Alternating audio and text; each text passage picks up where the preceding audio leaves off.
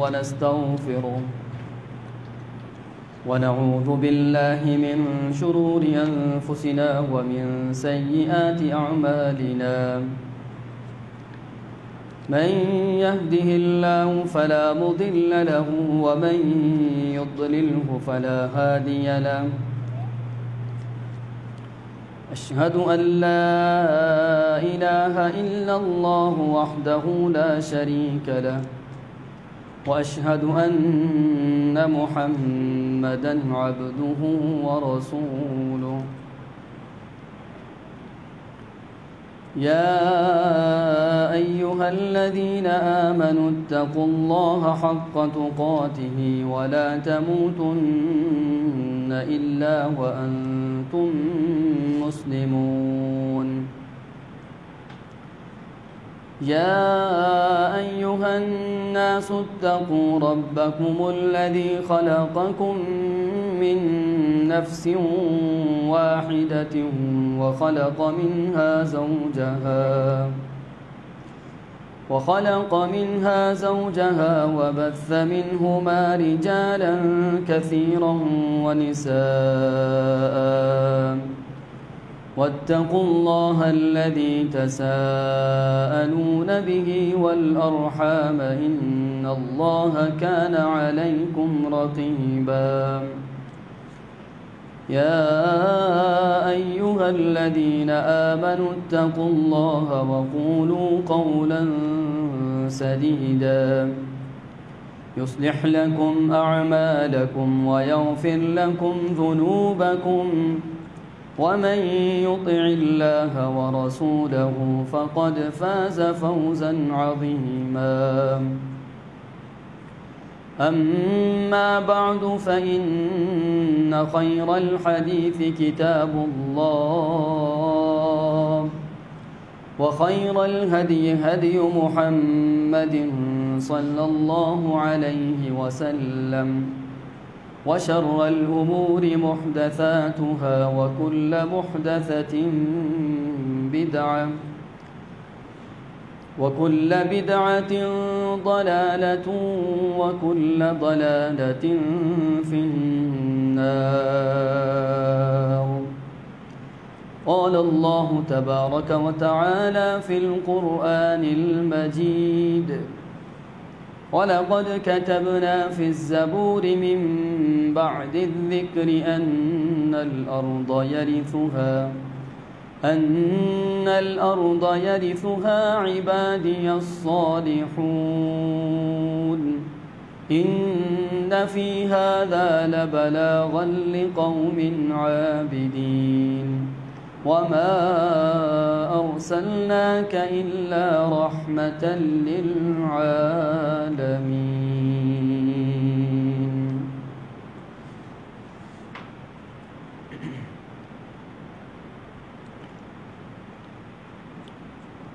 سورۃ الحج کی آیت نمبر 105 آپ کے سامنے تلاوت کی گئی ہے، جس میں اللہ تبارک و تعالیٰ فرماتے ہیں اور البتہ تحقیق ہم نے زبور میں یہ بات لکھ دی تھی کہ بے شک زمین کے وارث میرے بندوں میں سے وہ لوگ ہوں گے جو صالح اور نیک ہوں گے۔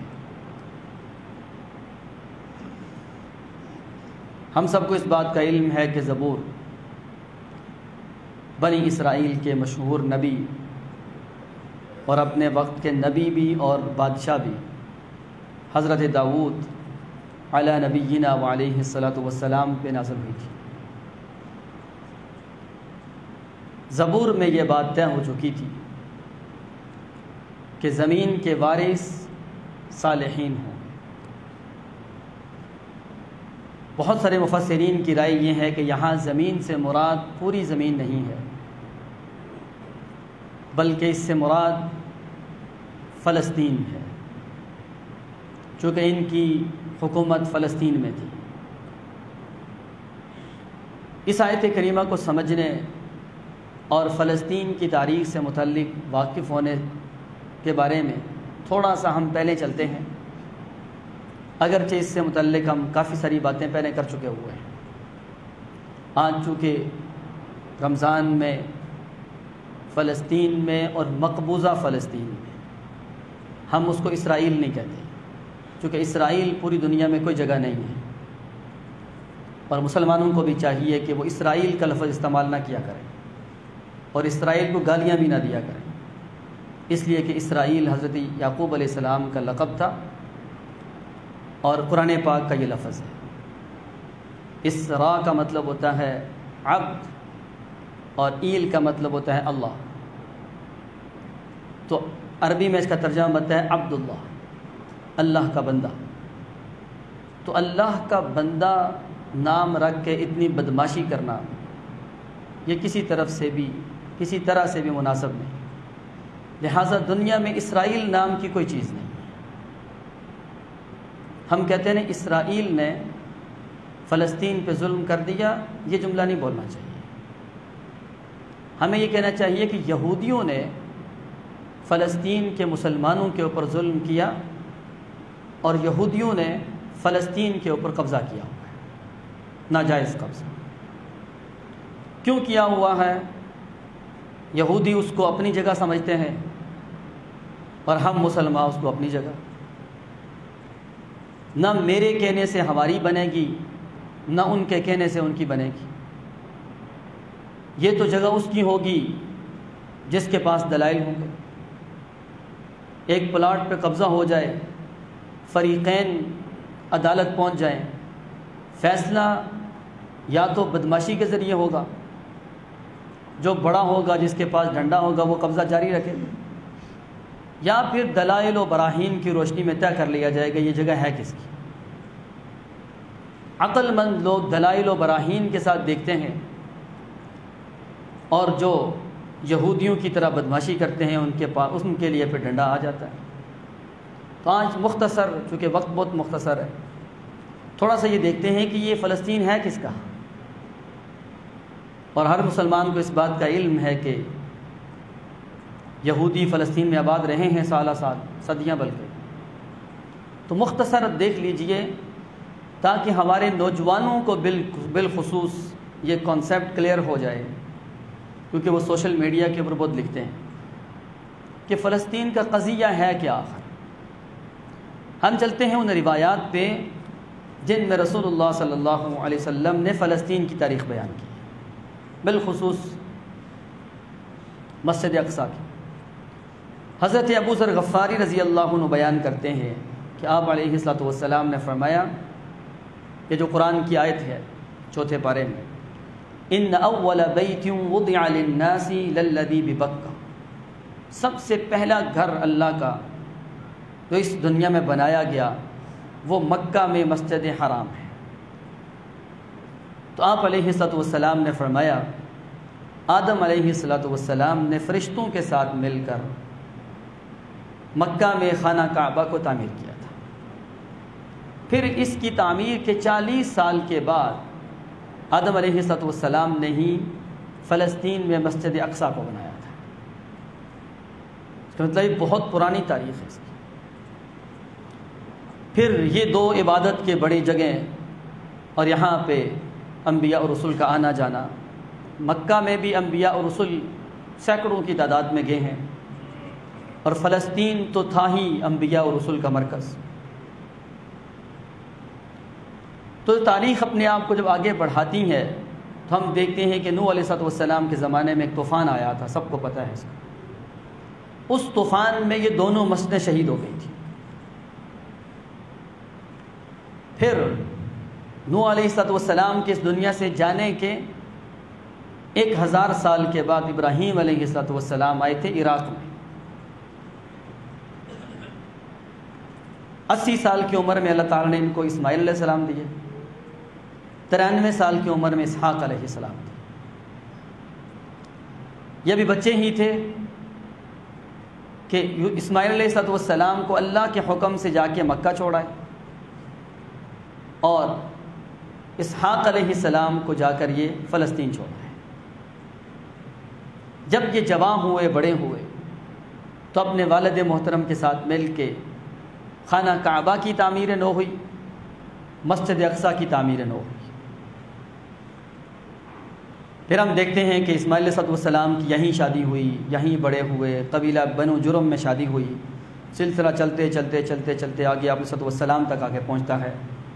درمیان میں کوئی نبی نہیں، پہلے لوگ توحید پہ رہے، پھر آہستہ آہستہ کرتے کرتے مشرک ہو گئے، لیکن خانہ کعبہ قریشی لوگوں کے پاس رہا، آپ علیہ السلام کے خاندان کے پاس رہا، تا آ کے آپ علیہ السلام دنیا میں تشریف لائے۔ دوسری طرف فلسطین، مسجد اقصیٰ، اسحاق علیہ السلام کی بیٹے آگے یعقوب علیہ السلام بنے، مسجد اقصیٰ کے وارث۔ یعقوب علیہ السلام کا لقب اسرائیل تھا، جیسا میں نے عرض کی کہ ان کا لقب اسرائیل اور اس کا معنی عبداللہ۔ یعقوب علیہ السلام کے آگے 11 بیٹے تھے،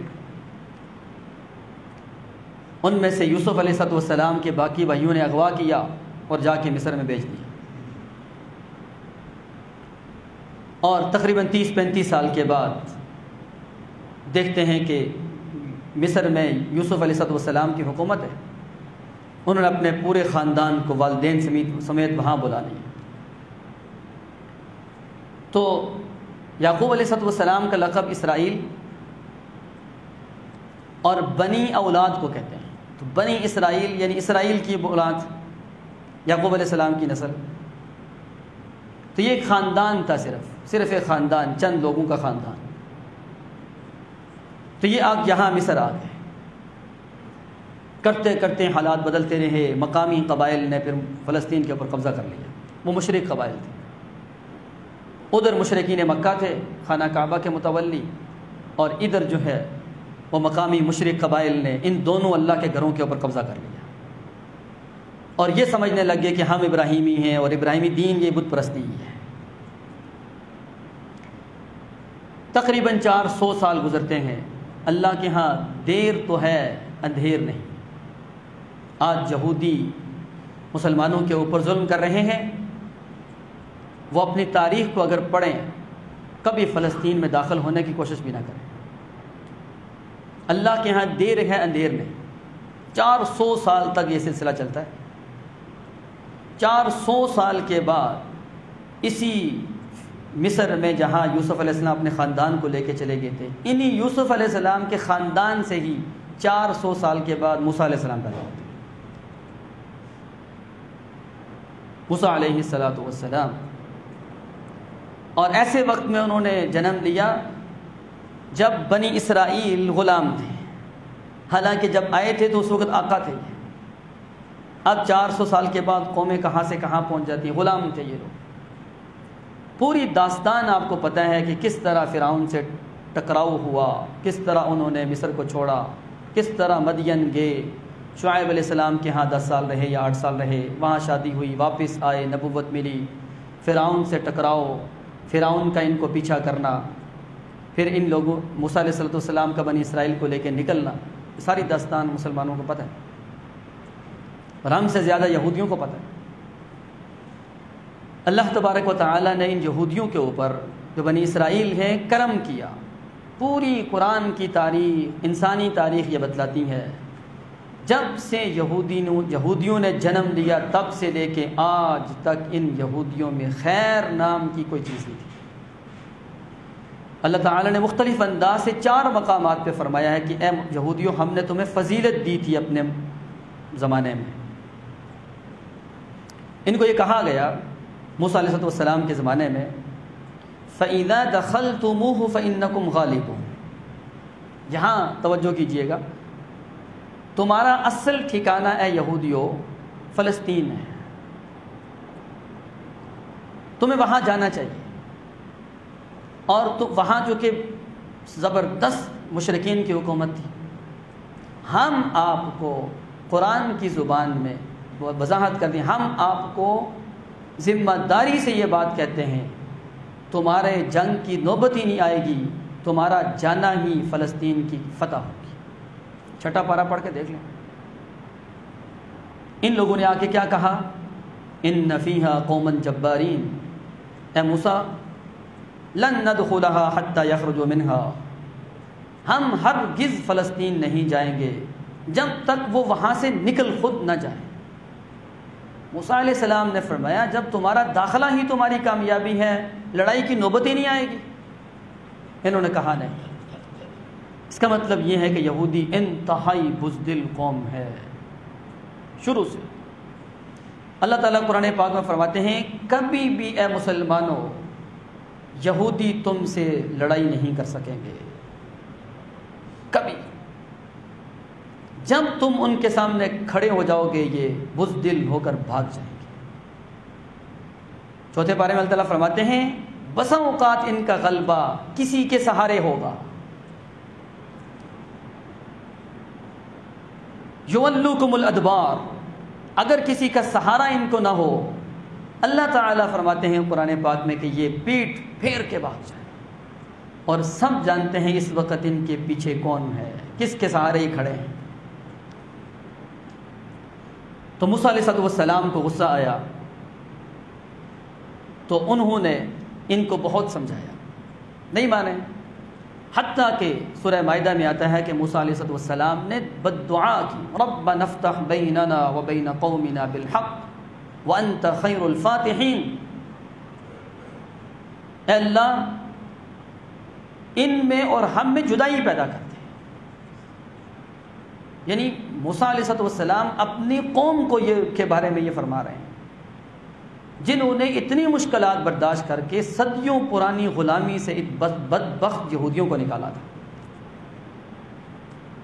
وہ آگے مکر گئے۔ تو موسیٰ علیہ السلام نے بد دعا کی تھی، قرآن بن کے وہ آیا فَافْرُقْ بَيْنَنَا وَبَيْنَ الْقَوْمِ الْفَاسِقِينَ، اللہ تعالیٰ اس فاسق اور نکمی قوم اور ہمارے درمیان جدائی پیدا کر۔ اللہ تعالیٰ نے فرمایا نہیں ہے موسیٰ، اب آپ کو ان کے ساتھ ہی رہنا ہوگا، ہم نے جس ارض مقدس کا آپ سے وعدہ کیا تھا یہ اس قابل ہی نہیں ہے۔ 40 سنة یتیہون فی الارض، ان کی بدبختی کی وجہ سے 40 سال ادھر وادی تی میں رہو، نہ آگے جا سکتے ہو نہ پیچھے۔ وادی تی اگر مصر سے نکلیں تو تقریباً کوئی 25-30 کلومیٹر کے بعد وادی تی آ جاتی ہے، آج بھی اسی نام کے ساتھ ہے، قرآن نے وادی تی کہا ہے اس کو۔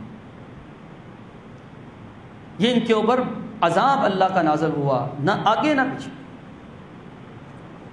یہاں نہ کھانے کو کچھ، نہ رہائش، نہ وسائل، کچھ بھی نہیں۔ اللہ تعالیٰ نے ان کے اوپر پھر فضل و کرم کیا، من اور سلوہ یہاں آتا رہا، ظللنا علیہم الغمام، بادلوں کا سایہ ان کے اوپر یہیں ہوتا رہا۔ اللہ سے بڑھ کے بھی کوئی کریم ہو سکتا ہے؟ اتنی بدبخت قوم کے اوپر پھر اللہ کا فضل، روٹی کپڑا مکان کے لیے تو پوری دنیا محنت کر رہی ہے، سارا کچھ مل گیا، یہیں پہ موسیٰ علیہ السلام پھر تورات لینے گئے، ان لوگوں نے یہیں پہ بت پرستی شروع کر دی، بچڑے کی پوجا، یہیں ان کو سزا ملی تھی کہ جن لوگوں نے بت پرستی نہیں کی وہ ان کو قتل کریں گے جنہوں نے بت پرستی کی۔ 70,000 یہودیوں کو 70,000 یہودیوں کو یہودیوں نے ہی اپنے ہاتھوں سے قتل کیا تھا ایک دن میں، یہ وہ بدبخت قوم ہے۔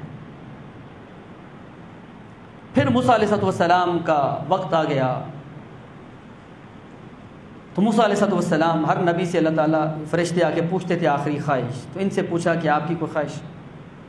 تو موسیٰ علیہ السلام نے فرمایا کہ میری خواہش یہ ہے وہ ارض مقدس مجھے دکھائی جائے جہاں ہمیں جانا تھا۔ فرشتے نے اپنے پروں پہ بٹھایا، راتوں رات جا کے فلسطین کے پہاڑ پہ کھڑا کیا اور کہا یہ ہے وہ جگہ۔ جب واپس ہونے لگے تو فرشتے نے کہا کہ آپ کے جانے کا وقت ہو چکا ہے، لہٰذا ادھر ہی آپ کی روح قبض کی جاتی ہے۔ اسی لیے آج تک یہودیوں کو نہیں پتہ موسیٰ علیہ السلام کی قبر کہاں ہے۔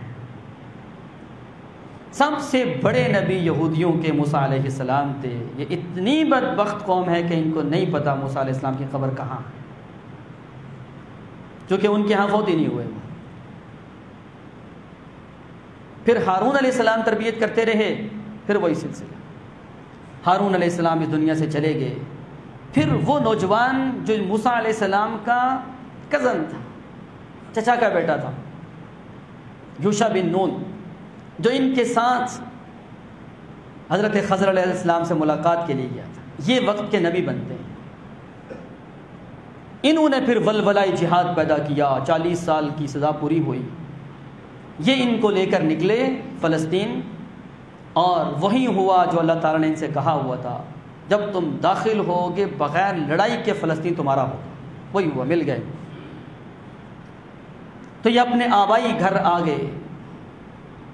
فلسطین اللہ کی طرف سے دیا جاتا ہے، بزور بازو نہیں لیا جاتا۔ آپ فلسطین کو لینا چاہتے ہیں تو فلسطین آج بھی حاضر ہے، آپ اس قابل بن جائیں جو اللہ تعالیٰ نے بیان کیا طریقہ، آج بھی فلسطین آپ کا ہے۔ ہم بنی اسرائیل سے کہتے ہیں ہم تایا کے بیٹے ہیں، تم ہمارے چچا کے بیٹے ہو، ہم اسماعیل علیہ السلام کی نسل ہیں، تم اسحاق علیہ السلام کی نسل، ہم تایا کے بیٹے تم چچا کے بیٹے، تایا چچا کے بیٹوں میں لڑائی رہتی ہے، آئیں صلح کر لیتے ہیں، لڑائی کے بغیر ہم فلسطین آپ کو دے دیتے ہیں، آپ کو اسرائیل بنانے کی ضرورت ہی نہیں۔ لیکن کیسے؟ آگے دیکھیے، یہ جب وہاں پہنچ گئے اللہ تعالیٰ نے ان کو بڑی زبردست حکومت دی۔ تاریخ بیان کرتی ہے کہ اندازاً 200 سال یہاں یہ ہو رہے، پھر ان کے اندر وہ بدبختیاں، شرک، بدعت اور قباحتیں اور اللہ کے رسول کی نافرمانیاں اتنی زیادہ ہوئیں، انہی مقامی قبائل نے ان پہ حملہ کیا، 6 لاکھ یہودیوں کو ایک دن میں قتل کیا، باقیوں کو پکڑ کر لے کے بغداد میں بیچ دیا۔ یہ پہلا حملہ تھا، یہ یہودیوں کے اوپر پہلا حملہ۔ جب یہ نکلے تھے یہاں سے، ایک چھوٹا سا خاندان تھا، موسیٰ علیہ السلام جب آئے تو یہ عالمی حیثیت اختیار کر کے نا، فضلتکم علی العالمین، اس وقت ان سے بہتر کوئی قوم نہیں تھی۔ اور کیا ہوا؟ 200 سال کے بعد وہی فلسطین جو اللہ نے انعام کے طور پہ ان کے ہاتھ میں بغیر لڑائی کے دیا تھا، واپس مشرکین کے پاس، صرف واپس نہیں، 6 لاکھ یہودی ایک دن میں قتل ہوئے، باقی جو بچ کھچ کے ان کو اٹھا کے بغداد میں جا کے غلام بنا کے بیچ دیا۔ جتنا ظلم یہ اس وقت مسلمانوں پہ کر رہے ہیں نا، اس سے کئی زیادہ ظلم ان کے اوپر ہوا ہے، اور یہ آخری مارکے کی طرف آ رہے ہیں، آخری کارروائی باقی ہے۔ پھر کیا ہوا؟ صدیاں گزر گئیں۔ فلسطین کتنا بڑا ایک مرکزی حیثیت رکھنے والا شہر تھا، اینٹ سے اینٹ بچ چکی تھی۔ تیسرا پارہ پڑھے، آپ کو تاریخ پتہ چلے گی، حضرت عزیر علیہ السلام کا گزر ہوا فلسطین سے، وقت کے نبی تھے، تو حالت دیکھ کے فلسطین کے تو کہتے ہیں انا یحیی ہذہ اللہ بعد موتہا، اس آباد شہر کو اس طرح اجاڑ دیا گیا ہے، واپس کیسے آباد ہوگا یہ؟ اللہ تعالیٰ فرماتے ہیں فَأَمَاتَهُ اللَّهُ مِئَةَ عَامٍ، ہم نے 100 سال کے لیے عزیر علیہ السلام کو بھی ادھر ہی مار دیا۔ اللہ کے اپنے فیصلے، 100 سال کے بعد اٹھایا اور پوچھا کم لبثت، کتنا وقت ٹھہرے ہو؟ کہنے لگے لبثت یوما او بعض یوم، صبح سوئے تھے، کہتے ہیں جب اٹھے تو اس وقت سورج غروب ہونے کے قریب تھا، کہنے لگے 1 دن یا آدھا دن؟ اللہ تعالیٰ نے فرمایا بل لبثت 100 عام، 100 سال ہے۔ پھر ایک لمبی داستان آپ پڑھ سکتے ہیں وہاں سے۔ ان کو بھیجا جاؤ، آپ کہہ رہے تھے نا کیسے اٹھائیں گے، ہم اٹھائیں گے کیسے اس شہر کو دوبارہ؟ جاؤ، جو یہودی بنی اسرائیل یہاں سے نکالے گئے تھے ان کی جا کے تربیت کرو، جب وہ ٹھیک ہوں گے ہم یہ فلسطین واپس دے دیں گے۔ لہٰذا انہوں نے جا کے تربیت کی، سال لگ گئے۔ فلسطین یا یہودیوں کے اندر بالکل بہترین نظام، عقیدہ، سنت، تعلیم، اللہ کے فرما بردار، اللہ کے رسول کے فرما بردار، متقی، پرہیزگار، بہترین قوم بن گئی۔ اللہ تبارک و تعالی نے ان کو دوبارہ فلسطین عطا کر دیا ذوالقرنین کے ذریعے۔ ذوالقرنین نے آ کے ان کو فلسطین واپس دے کے دیا تھا۔ پھر یہاں یہ آباد ہوئے۔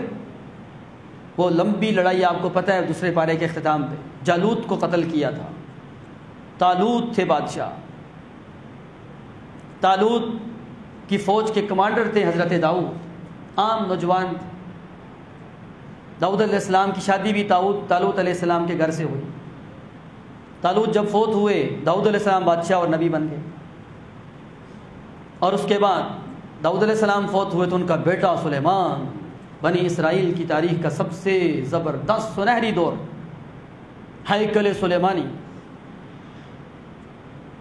مسجد اقصی کی تعمیر نو، وہ پوری دنیا کے اوپر حکومت، انسانوں کے علاوہ جنات پہ حکومت، چرند پرند پہ حکومت، ایسی کمال کی حکومت آج تک کسی کو نہیں ملی۔ سلیمان علیہ السلام فوت ہوئے، ان کے دو بیٹوں میں لڑائی ہو گئی، ایک نے شمالی اسرائیل بنا لیا، ایک نے جنوبی اسرائیل بنا لیا۔ جو ہی اختلاف ہوا دائیں بائیں کے قبائل نے حملہ کیا، تھوڑے عرصے کے اندر فلسطین واپس لے لیا۔ 5 لاکھ یہودیوں کو ایک دن میں قتل کیا۔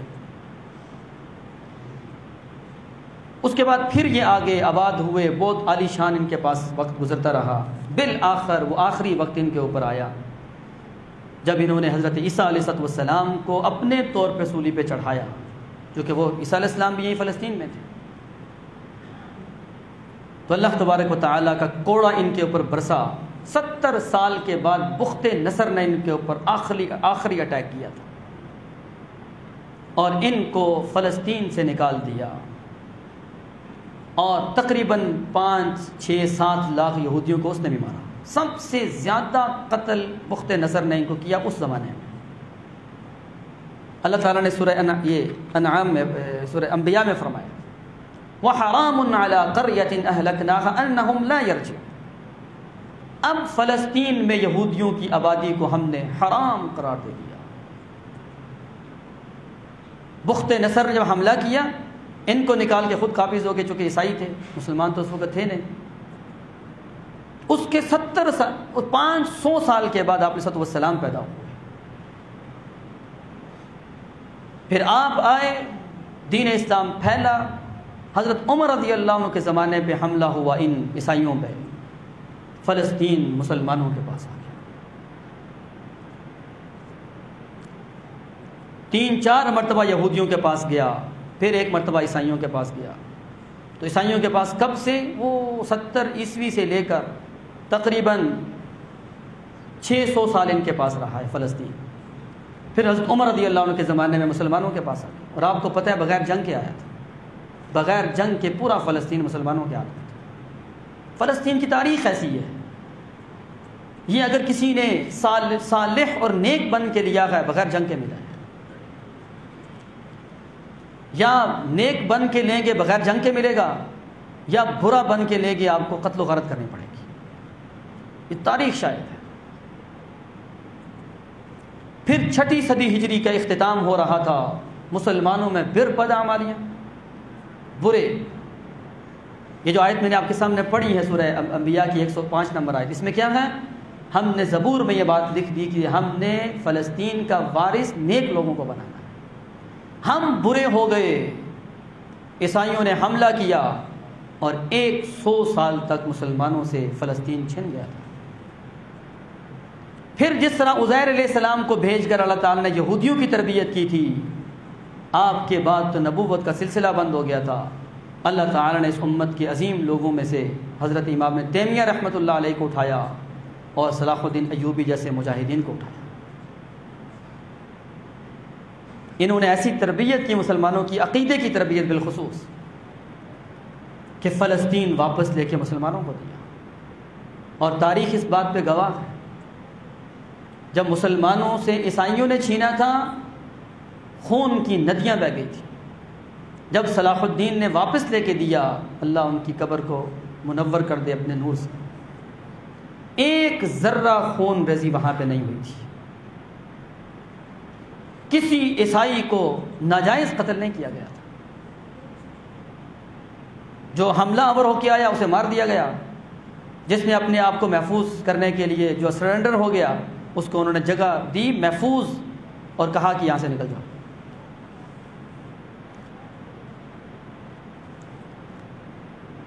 اور آپ دیکھیں کہ 7ویں صدی ہجری سے لے کر تاریخ کی بہت ساری باتیں درمیان میں ہم چھوڑتے آ رہے ہیں۔ 1948 آ جاتا ہے کتنا عرصہ آپ دیکھیں، تقریباً 1800-1900 سال بنتے ہیں یہ مسلمانوں کے پاس ہے۔ ہم اس بات کو تسلیم کرتے ہیں کہ فلسطین کے اوپر ظلم ہو رہا ہے اور وہاں کے لوگ انتہائی مظلوم ہیں اور انتہائی زیادہ پوری دنیا کے حساب سے ہم سے اچھے ہیں۔ اتنے ظلم کے باوجود فلسطین نہیں چھوڑ رہے۔ آپ کو پتہ ہے یہودیوں نے ان کو کتنی بڑی بڑی آفرز دی ہیں، آپ مسلمانوں کا علاقہ اور مسلمان لوگ دنیا کے جس کونے میں بھی جا کے آباد ہونا چاہیں، ہر طرح کی سہولت، جانے کی سہولت، رہائشیں بنا کے دینے کی سہولت، ہر طرح کی سہولت یہودیوں نے ان کو کہی ہے۔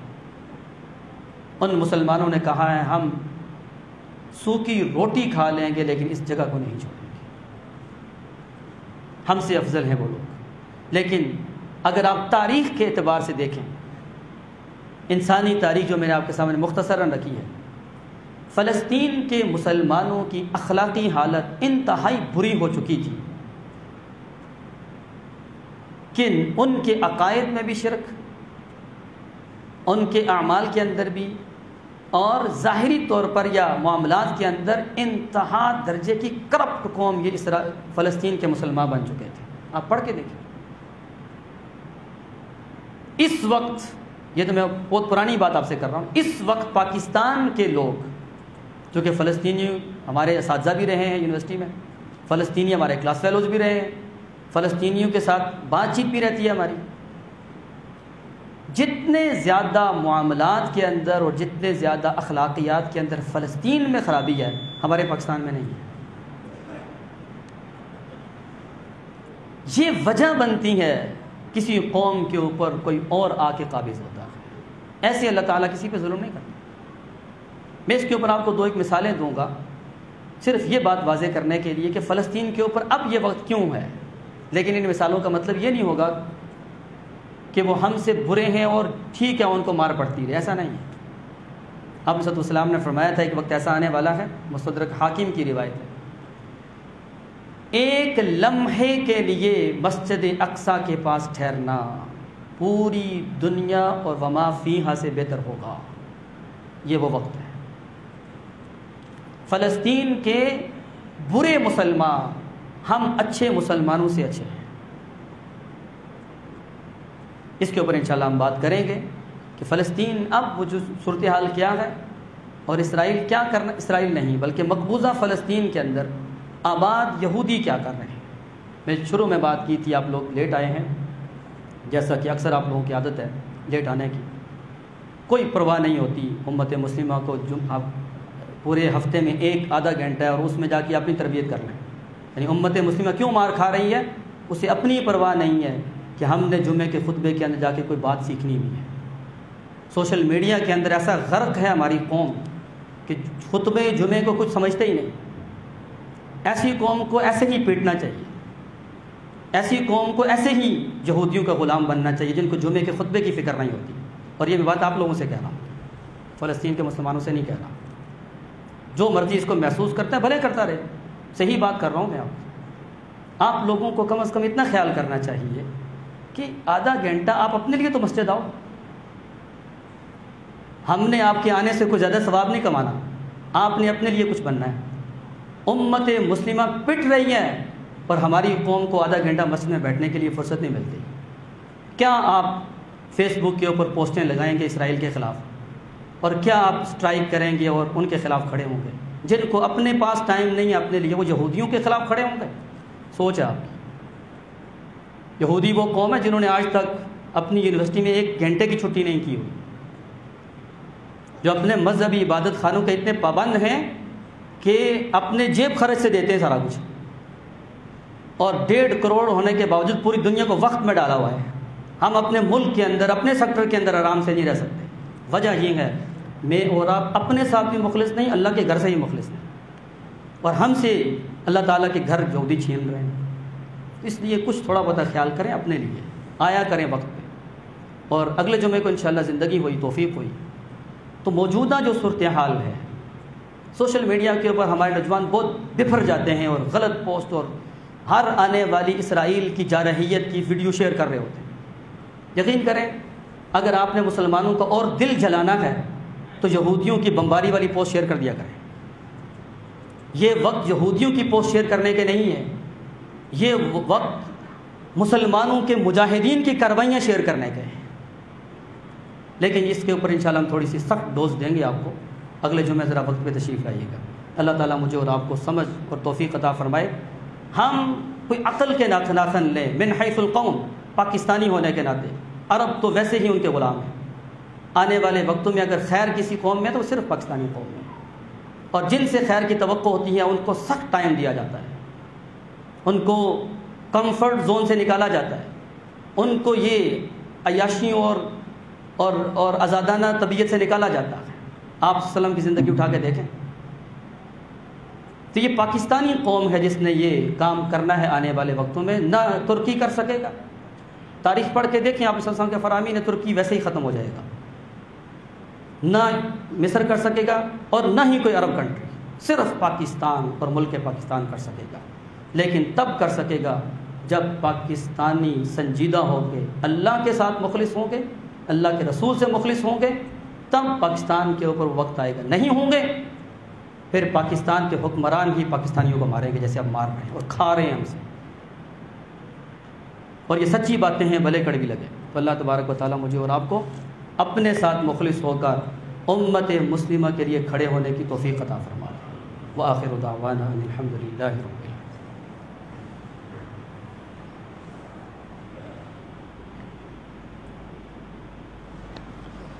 ان الحمد للہ نحمده ونستعینه ونستغفره ونعوذ باللہ من شرور انفسنا ومن سیئات اعمالنا من يهده الله فلا مضل له ومن يضلل فلا هادي له اشهد ان لا اله الا الله وحده لا شريك له واشهد ان محمدا عبده ورسوله اللهم صل على محمد وعلى ال محمد كما صليت على ابراهيم وعلى ال ابراهيم انك حميد مجيد اللهم بارك على محمد وعلى ال محمد كما باركت على ابراهيم وعلى ال ابراهيم انك حميد مجيد اللهم انصر الاسلام والمسلمين واذل الشرك والمشركين ودمر اعداء الدين اللهم انصرنا ولا تنصر علينا واعزنا ولا تذلنا اللهم انصر الاسلام والمسلمين واذل الشرك والمشركين اللهم لعن اليهود والنصارى اللهم لعن اليهود والنصارى اللهم اهلك الظالمين بالظالمين اللهم لعنهم لعنا كبيرا۔ اللہ تعالیٰ دنیا پوری میں مسلمانوں کو ہدایت عطا فرما دے، اللہ تعالیٰ کافروں کو ذلیل و خوار کر دے، اللہ تعالیٰ اس یہودیوں کو تباہ و برباد کر دے۔ اللہ تعالیٰ جس طرح تو نے قرآن پاک میں 7 جگہوں پہ یہودیوں پہ لعنت فرمائی ہے، اللہ تعالیٰ پوری کائنات کی ان پہ لعنت فرما دے۔ یا اللہ ان کو تباہ و برباد کر دے، یا اللہ فلسطین کے مسلمانوں کی حفاظت فرما، یا اللہ پوری دنیا کے مسلمانوں کی حفاظت فرما، یا اللہ پاکستان کے لوگوں کو اپنا بھولا ہوا سبق یاد کرنے کی توفیق عطا فرما، یا اللہ پوری دنیا سے کرونا کو نکال کے فلسطین کے یہودیوں کے اندر داخل کر دے، مقبوضہ فلسطین کے یہودیوں میں داخل کر دے، یا اللہ ان کو تباہ و برباد کر دے۔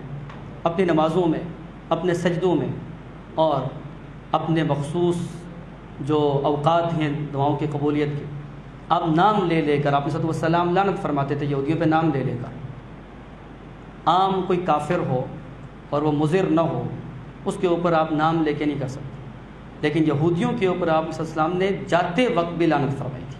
لعن اللہ الیہود والنصارى اتخذوا قبور انبیائہم مساجدا۔ آپ علیہ السلام جیسی رحمت للعالمین کی زبان مبارک ان لوگوں پہ لعنت برسا کے گئی ہے، جن کے اوپر آپ لعنت برسا کے گئے ہوں، آپ کیا سمجھتے کہ خیر ہو سکتی ہے ان کے اندر؟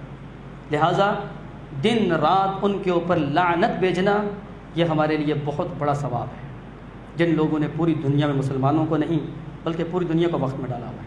اللہ تبارک و تعالیٰ مسلمانوں کی حفاظت فرمائے، سب کو شفاء کاملہ عاجلہ عطا فرمائے۔ سبحان ربک رب العزت عما یصفون وسلام علی المرسلین والحمد للہ رب العالمین۔